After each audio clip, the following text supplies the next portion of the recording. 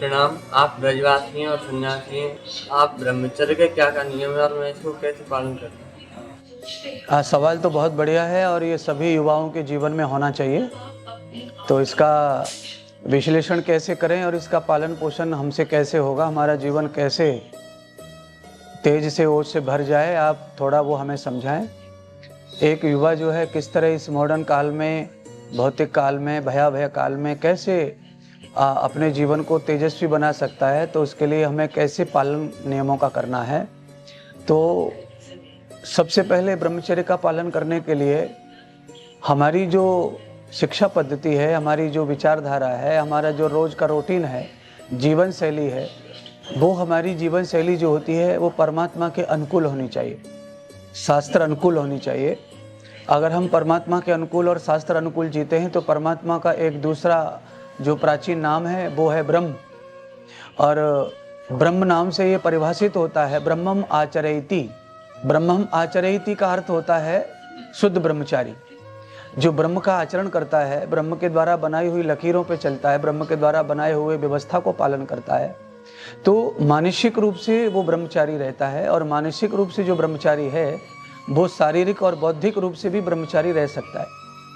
और जिसकी मन स्थिति ब्रह्मचर्य में नहीं है, यानी कि जो परमात्मा से जुड़ा नहीं है, तो फिर उसमें उपासना का भेद होगा, उपासना की कमी होगी। तो उपासना की कमी होगी तो उसका दूसरा पक्ष जो है वो ज़्यादा होगा, और वो जो ज़्यादा पक्ष है वो पक्ष है वासना। और वासना जब उसमें है तो फिर उसकी कोई स्थिति ऐसी नहीं है कि वो तेजस्वी, ओजस्वी, बलवान ब्रह्मचारी रह सके। इसीलिए इन सब चारी चीज़ों के लिए आदमी का शिक्षा, भोजन, संगति, ये बहुत आवश्यक है कि ये सात्विक हो उसके जीवन में, क्योंकि इसके बगैर फिर वो ब्रह्मचारी रहना कठिन है, ब्रह्म में आचरण करना कठिन है, ब्रह्म में रमण करना कठिन है। तो इसके लिए आहार विहार आचरण जो हमारा अपने आप ही शुद्ध होता चला जाएगा, और शुद्ध होता चला जाएगा, उसके साथ साथ में शुद्ध होते चले जाने के लिए भी हमें अच्छे भोजन का, अच्छी संगति का, अच्छे पठन पाठन का जीवन में आचरण करना पड़ेगा। तब हम जब आचरण अच्छा करेंगे तो ये सब संभव है।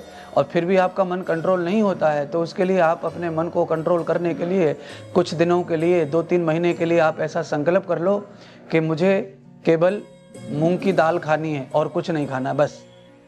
या आप ऐसा संकल्प कर लो कि मुझे खाली दूध लेना है और कुछ नहीं लेना है। या कोई आप ऐसा संकल्प कर लो कि मुझे फलाना फल खाना है और कोई फल और कोई भोजन नहीं करना है।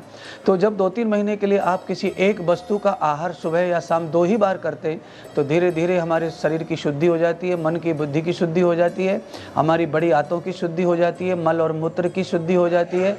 तो अपने आप फिर से हमारा जीवन जो है सद्विचार, सद्गुण, सदाचार, सच्चे लोगों के साथ जुड़ जाता है, और ऑटोमेटिकली हमारा शरीर सात्विक हो जाता है। और सात्विक सरल जब होता है तो ब्रह्मचर्य का पालन करने में सरलता होती है। धन्यवाद।